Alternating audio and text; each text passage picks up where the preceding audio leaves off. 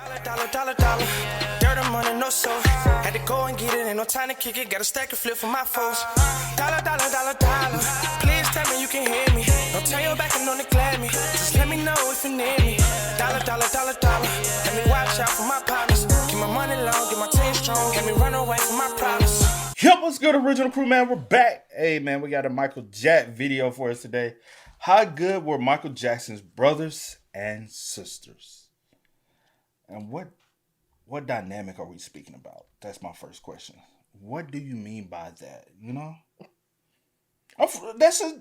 I know I'm something how you said it, but yeah. For real, that's a good, honest question though. What do you mean by that? Hey, make sure y'all check out the links in the description box down below. You already know where to go if you want to further support. You gotta do it. Check out down below. Also, if you enjoyed today's video, like it in with a thumbs up. Let's go. Let's check this out. Let's see what's about. You ready? Mm-hmm. The Jacksons are arguably the most successful music family of all time. All 9 Jackson kids had solo hits on the Billboard charts, but only 2 are still a household name. And I bet you can't guess which one actually beat Michael for the #1 spot on the R&B charts. In this video, we're gonna find out just how good Michael's brothers and sisters really were. Not as good as Michael, of course, but nobody was. What were their strengths? What were their weaknesses? And how successful was their career? And naturally, we gotta start off with the second most famous Jackson. 100 million records sold, 10 #1 singles on Billboard, Rock and Roll Hall of Fame. Janet is the... You staring at my Janet? Let me know if y'all know what that's from, y'all. You know where that's from? That's a movie quote. I be throwing like random movie quotes. Sometimes she catch them, sometimes she don't. Majority of the time she don't. 10 #1 singles on Billboard, Rock and Roll Hall of Fame. Janet is the only one who built a career you could put in the same conversation as Michael's. But here's what people don't know, or don't remember. Her first 2 albums actually flopped. Her debut album came out in 1982 when she was only 16. The album sold 250,000 copies that year, and her single Young Love peaked at 64 on the Hot 100. I ain't gonna hold you, that's good in today's standards. Yeah. I ain't gonna hold you. And you got to think about it, though. Mm-hmm. In those standards, 250,000 copies is a lot in today's standard. Because music nowadays is so easily accessible, right? Opposed to then, it was harder to get because you actually had to go to the record store. You had to go to different spots, mom and pop shops, and you actually had to physically buy it. You know what I'm saying? And I know somebody be like, well, this because, you know, like...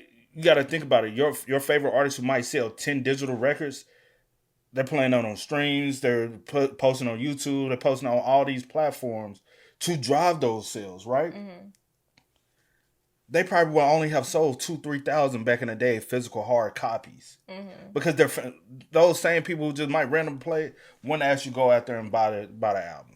Like, that's the reason why, like, the comparisons of artists now and comparison of artists then is totally different. Facts. Because I know people love talking about talent nowadays. Most people nowadays that are rich or got some kind of popularity don't have any talent at all. And there's multiple different ways you can make money off the music industry. We all know that. But yeah. I still salute her, though. 250,000 is still great. It wasn't bad, but with Joe Jackson as her manager, that's true. It wasn't the kind of numbers he was used to. 2 years later, she tried again. Her second album was called Dream Street, and it was produced by her brother Marlon, who we'll get to later.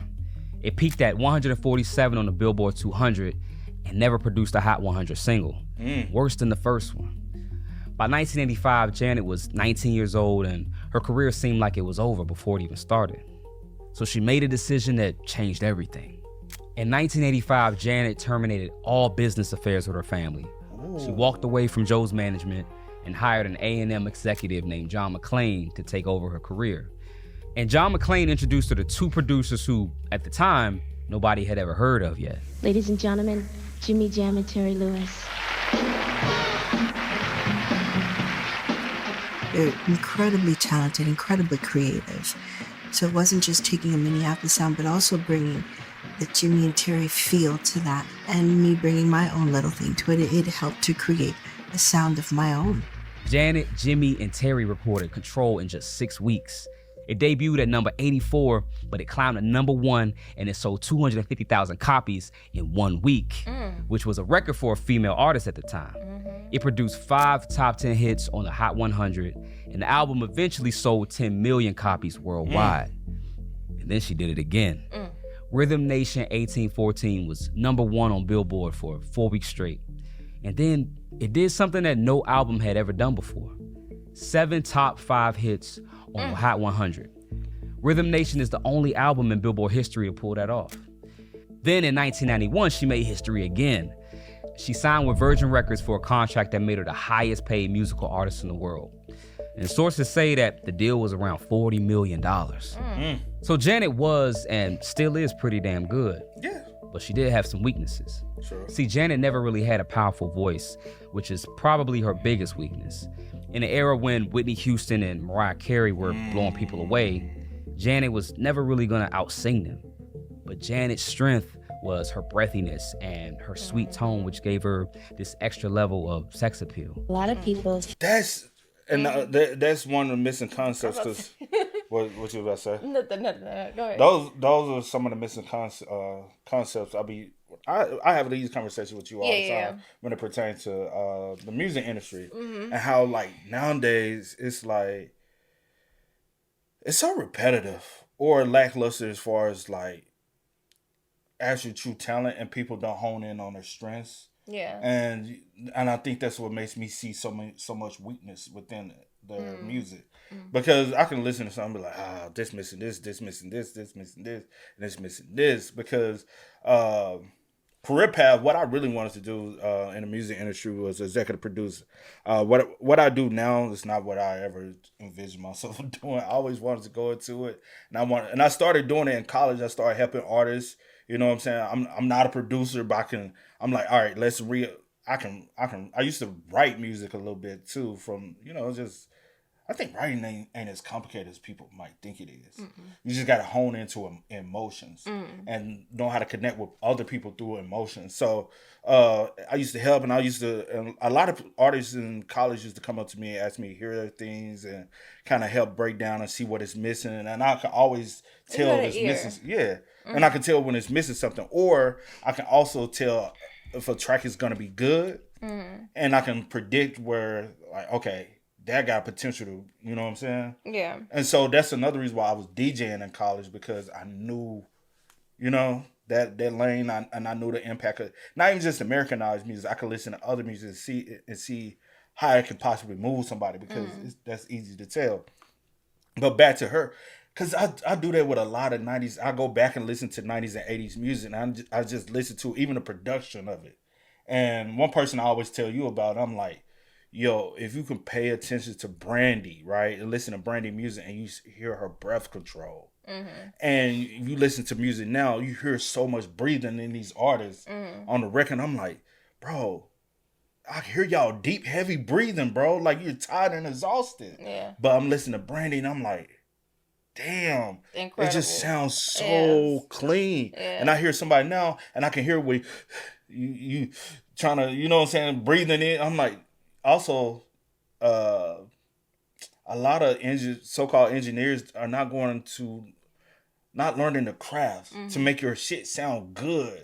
It's just somebody who sat at home and I'm all self-taught. Yeah, it's always good to be self-taught, but there's nothing wrong with being educated within that art as well. True. And I think, because I know a lot of engineers. I went to school. That's one of my universities.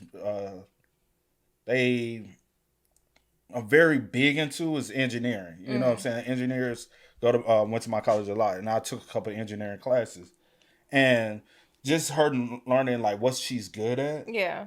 Also, it's the dancing. She's a performer as well. Yeah. And that's another thing that she outdid, honestly, Whitney and Mariah.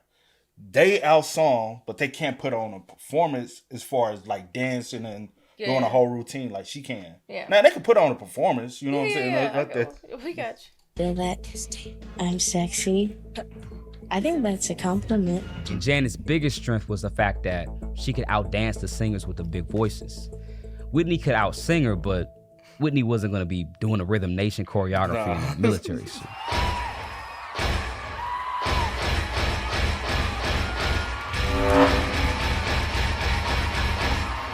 Now, Janet is the obvious one who made it to superstar status, but Jermaine is the one who a lot of people forgot came close.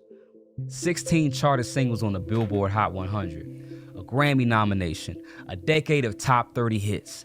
He was the only brother besides Michael to build a real pop career.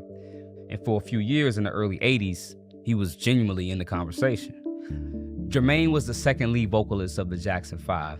His voice wasn't as powerful as young Michael's was, but he had this warmth and richness to his voice which helped to balance out some of the songs. His first solo single came out in 1972 called Daddy's Home, which hit number 9 on the Hot 100 and actually sold 1 million copies. But then in 1975, the split happened. The Jackson 5 decided to leave Motown for Epic Records. They were fighting over royalties and they wanted creative control. But Jermaine stayed because he wanted to stay loyal to the owner of Motown, Berry Gordy. Plus, But it wasn't. he was married to his daughter. That's what I was about to say. So now Jermaine is alone at Motown with the solo deal, but the problem is now he's got to stand on his own 2 feet. But after the split, his first 3 solo albums, they all flopped. His choice to stay was looking like the worst decision of his career. But then Stevie Wonder called.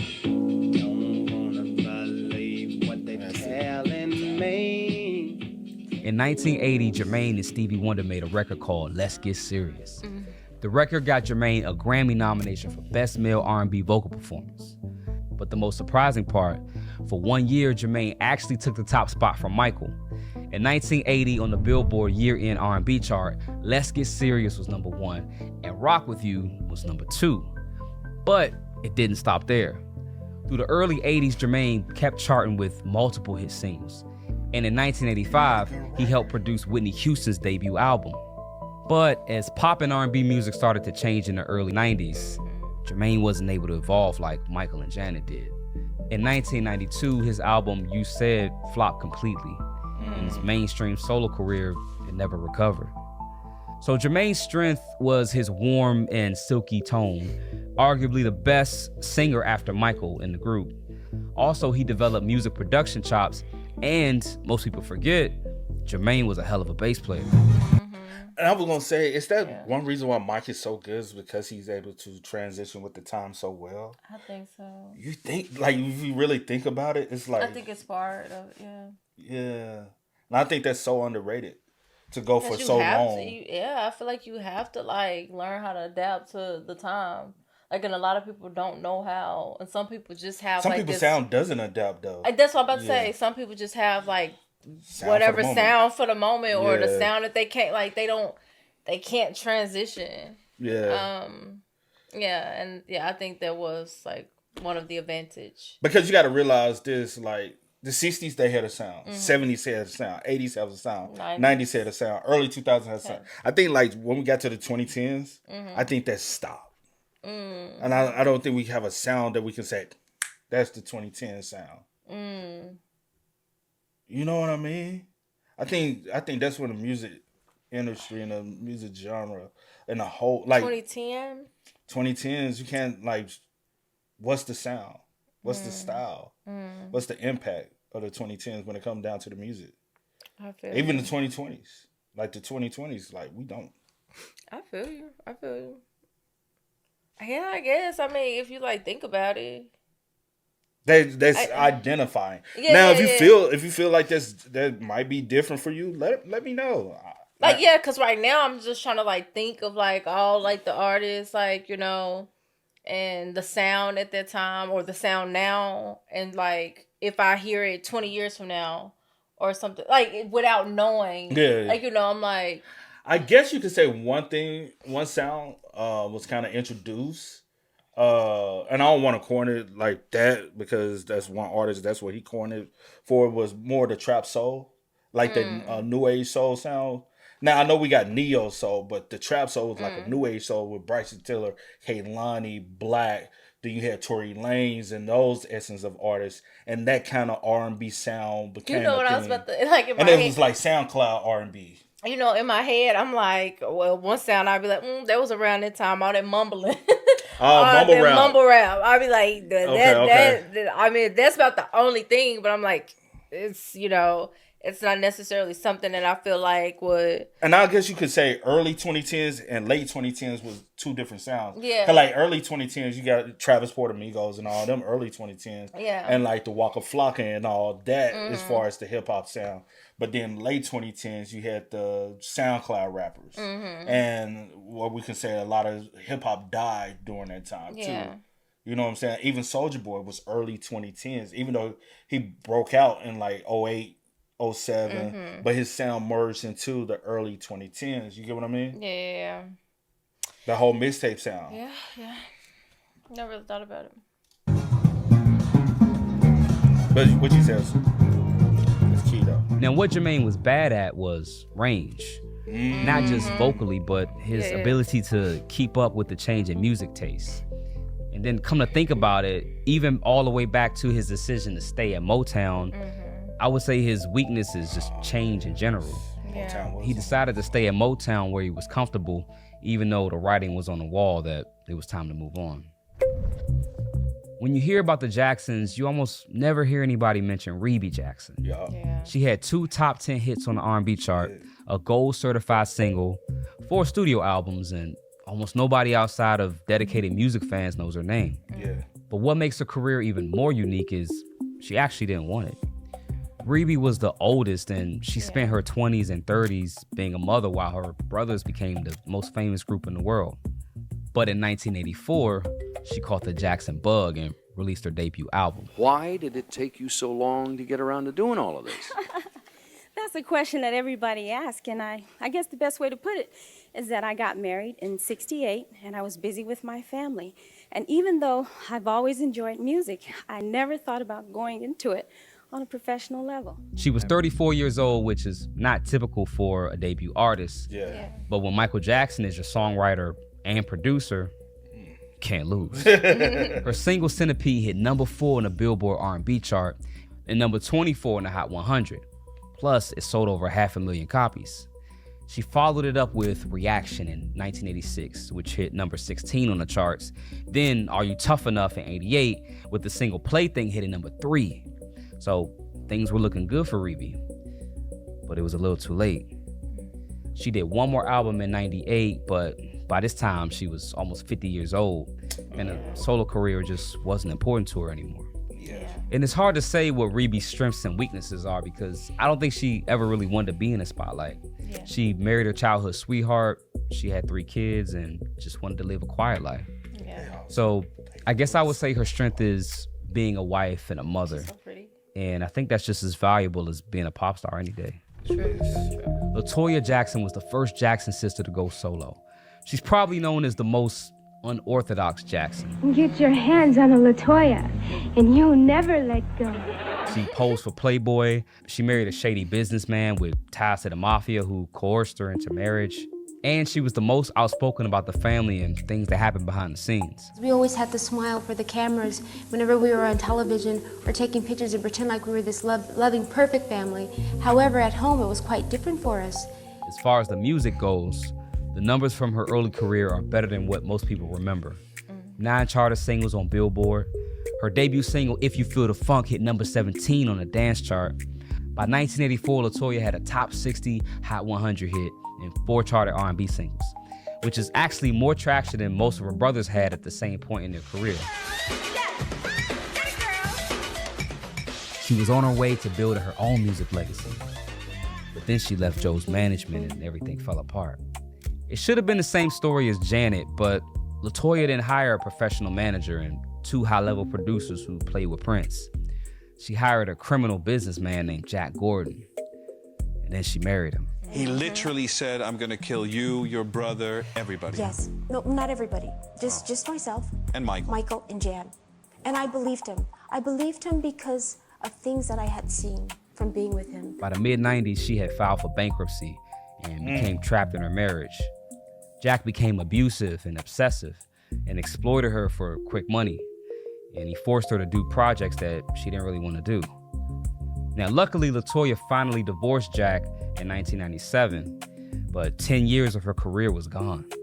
But it's not all bad because she eventually pivoted to reality TV, and she did that for most of the 2000s and the 2010s.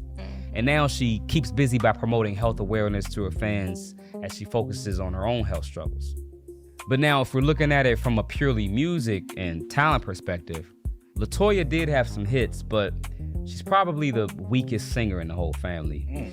But it's kind of like that saying where you shoot for the moon and you'll be amongst the stars. She's the weakest one, but in a family like that, I mean, she's still talented.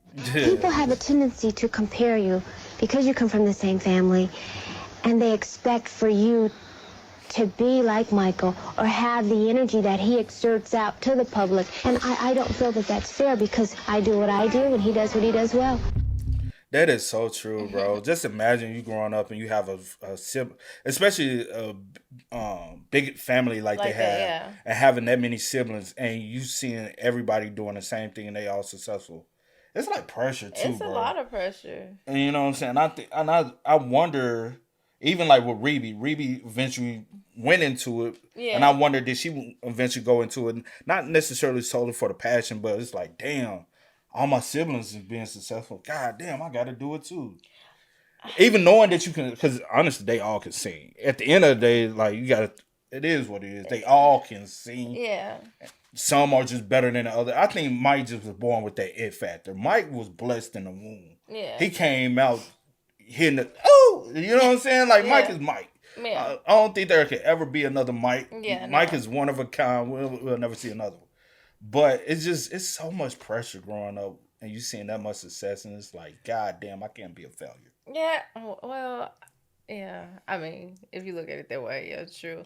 But I would say, like you said, I never really wanted to be in the spotlight, but you know that you probably, have this talent and you can do something. It probably was in the back of your mind, like this little itch, like, hey, let me just explore this and just try it. Just to say, I tried it, because I don't want to live with the what ifs. What if I never did it? So just trying it. You got married, you've been doing motherhood. Let me do something for myself, especially growing up in a household like they grew up in too. Because also with her being the oldest in a family like that, you also people who understand know that the oldest child grows up the fastest of everybody.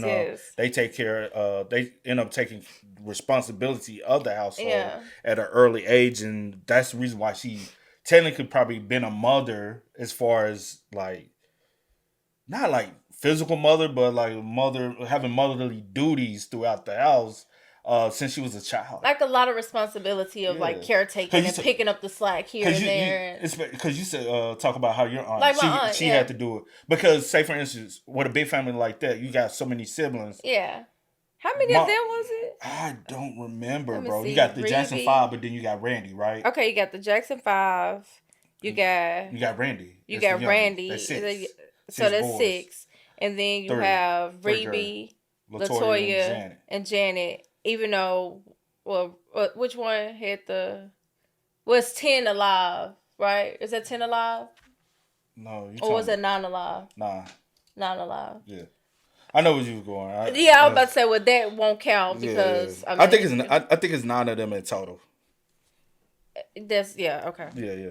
But what I was saying, growing up with a large family like that, like my aunt, it was 11 of them, and you got mom and dad working, and then now you're responsible to pick. We gotta wash clothes. Yeah. Might start dinner. She was the one doing all the cooking, and she taught all the girls how to cook, and made sure the boys was in line, and she had a lot of responsibility at her young age, teenage years, growing up, got married, or she. Yep. Yeah, same story. It be like that. Yeah. Marlon was probably the hardest working Jackson. He wasn't a naturally gifted singer, and early on, he wasn't a good dancer either. And he struggled to keep up with his brothers. Michael was a prodigy, but Marlon had to work twice as hard just to stay in the group. That was ancient history. Then is then, and now is now. But by the time the Jackson 5 reached their peak, Marlon had become the group's main choreographer. Michael is known as one of the greatest dancers in pop music, but Marlon was the one designing a lot of the moves in the early years. And he had some nice moves himself when he went solo. Started songwriting and producing, and in 1987, he went solo with his own album, Baby Tonight, and his lead single, Don't Go, hit number 2 on the Billboard R&B charts. Now, the album had a lot of hype, And he had a deal with Columbia Records, but in the end, the record only sold about 200,000 copies. And instead of following it up, Marlon just walked away from music. Now, sometimes he still tours with Jackie as the Jacksons, but his career as a solo artist, it never went past the hit single. If I had to live my life over, I will live it the same. You're endless. You see endless possibilities for you. That's for anybody in the world. That's your mind. Whatever you want to do, you see something you want to do, you can do it yourself. Now, compared to Michael and Jermaine, Marlon never really developed a high-level singing voice, but his biggest strength became his dancing. He became the third best dancer in the group, and in a family that includes Michael and Janet, it's pretty impressive.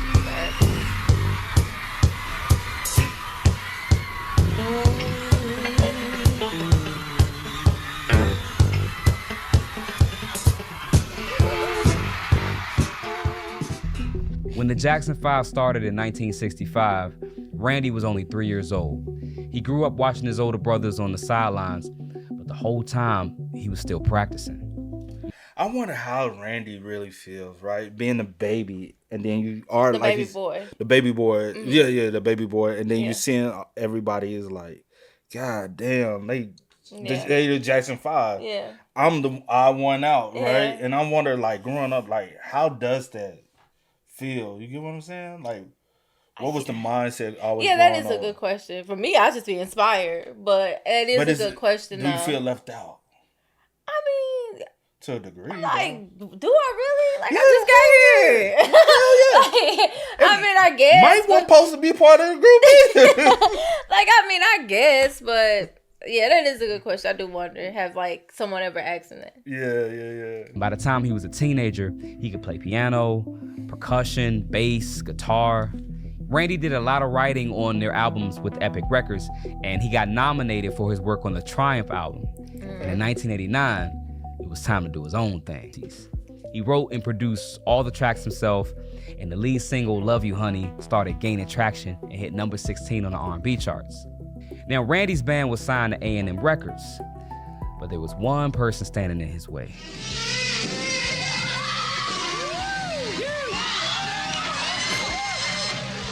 Rhythm Nation came out the same year as Randy's album, and the company was focused on Janet's rollout.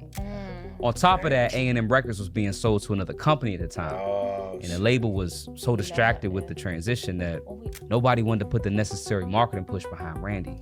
When we just talking about that, you had made a comment. You was like, like companies, they'll get sold or whatever, and you like they not ready for you. They'll shelf you and all this other type of stuff. Or if they got somebody they believe in more, they put more energy into them. And because you say for instance, like you get like any job, like you get hired for a job, right? Yeah. And the manager that hires you believes in you so much, and they're more patient with you. They're more, but then that manager gets fired, right? And they replace it, with another manager who might not believe in you as much. You're gonna feel that impact. Yeah. And it's the same thing. It's just in different levels and different ways. It sucks, but it's I guess it's the business, but it sucks. Yeah.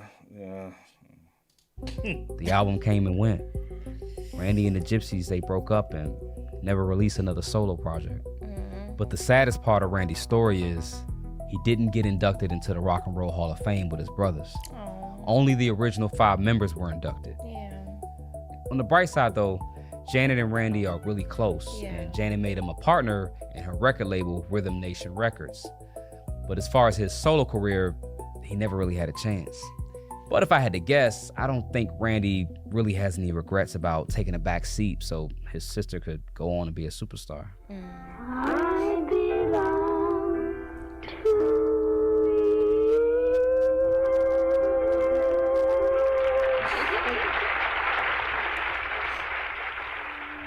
When Tito Jackson was 10 years old, he got caught playing his father's guitar.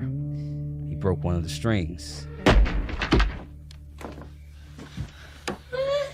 Who did this? Broke the string of my guitar. And when Joe found out, he demanded that his son play for him. Tito played his ass off. First of all, to impress his father, but he also didn't want to get a beating either. Tito said I was playing it, and he was crying at the same time. So my father said, well, show me what you know how to play this and that. And Joe was so inspired that he told Tito, Jackie, and Jermaine to form a group. Not only was the guitar Tito's strength, he eventually became a highly respected player in the blues world. For the next 40 years, Tito was in the group, on the tours, in the Rock and Roll Hall of Fame, but he didn't release a solo album. But by then, every Jackson had done at least one solo project, even Rebbie. Tito said that he wanted to focus on being a father and a husband, so he put off chasing a solo career. One day, he was watching basketball and the commentators made some Jackson 5 jokes that pushed him over the edge. Well, listen, let's be realistic. The Miami Heat are Michael Jackson, Dwayne Wade, and a bunch of Tito Jacksons. They're not very good. Tito was probably one of the least influential of that group, would you say? But he's got the best name. But without Tito, man, there's no Jackson 5. Like when you really know the history, if Tito and them fucked up, it's a possibility. Them mess the guitar up, break the string. There's a possibility Jackson 5 never exists. Think about it though, you know. Tito was in the back of the background sometimes. He one of the greatest group of all time. But it was Michael and Jermaine, then Marlon and Jackie, and then Jermaine? Tito was in the back. Jermaine, it was Michael Jackson. Little did they know, Tito was watching. And that's what finally got him in the studio. Tito Time came out in 2016. He was 63 years old, but the lead single Get It Baby with Big Daddy Kane hit number 20 on the adult R&B charts. The single did something else too. It was the record that completed the Guinness World Records for the whole Jackson family. The most siblings to have solo hits on the Billboard charts. In 2021, Tito released his blues album called Under Your Spell. And the feature list alone shows you how much respect Tito actually had in the industry, no matter what some retired NBA players had to say. But sadly, while he was working on his third album, Tito passed away in 2024 from heart complications. He was the last Jackson to go solo, but without Tito, we may have never known about the Jacksons at all. His solo career was short, but he was a great father and a damn good guitar player. Jackie Jackson was the athlete of the family. He really wanted to be a basketball player, so music was just a backup plan. But with Joe Jackson calling the shots, music was the only plan. Jackie had the lightest natural voice of the brothers and took on the falsetto notes. And he was a really good songwriter. You said what? We can't do both. Man, you know, in a household like that. I already know. Yeah. Voice of the brothers and took on the falsetto notes. And he was a really good songwriter. He co-wrote Can You Feel It? He wrote Torture on the Victory album. He had songwriting credits on all the albums with Epic Records. But one thing he didn't have was much of a solo career. Jackie released his first solo album in '73 on Motown, but it never charted. And he wouldn't release another record for 16 years. In 1989, he put out his album Be The One, and the single Stay did hit number 39 on the R&B charts. But he never got the same attention as his brothers or his sisters. And the main thing holding Jackie back was the same thing that was his strength. But it only worked in the confines of the Jackson 5.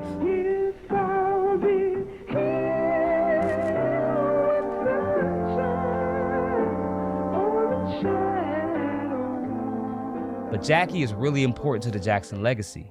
He became a consultant for the Michael Jackson estate.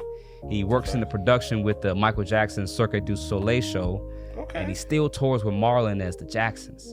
So even though he didn't have much of a solo career, he's still working to keep the family legacy going and not letting the Jacksons just become a memory. As far as moving forward, do you have some other things that you guys may be working on? Yeah, we got new music coming out very soon. Oh, yes, we do. That's right. We gonna come and blow this joint up if y'all don't play it. If y'all don't play it. Every Jackson sibling had at least one moment of stardom, and almost none of them get remembered for it. But it's kind of hard when your brother is the king of pop. What you said. And not only did the Jackson family live in Michael's shadow, but a lot of artists of today live in his shadow too. Watch this video on the screen next where I cover how almost every modern artist has taken inspiration from Michael and how he inspired the direction of the entire music industry as a whole. Thank you guys for watching, and I'll catch you guys over there. Until next time. That was a good video. That was good. And I got a little emotional. I don't know why. Y'all been emotional all week. For the past week and a half, 2 weeks. I don't know. I've just been emotional, child. But shout out to J Diggs, man. That was a good shout out. Good this was good. I really enjoyed this. Yeah. But hey, man, y'all spam us up. Y'all let us know y'all thoughts about it for us in the comments down below, man. But until next time, y'all know how it go, man. I do go by the name DJ No Kid. This is Sierra Nicole. We are. Kid and C. We are. Peace. No time to kick it, got a stack of flip for my folks.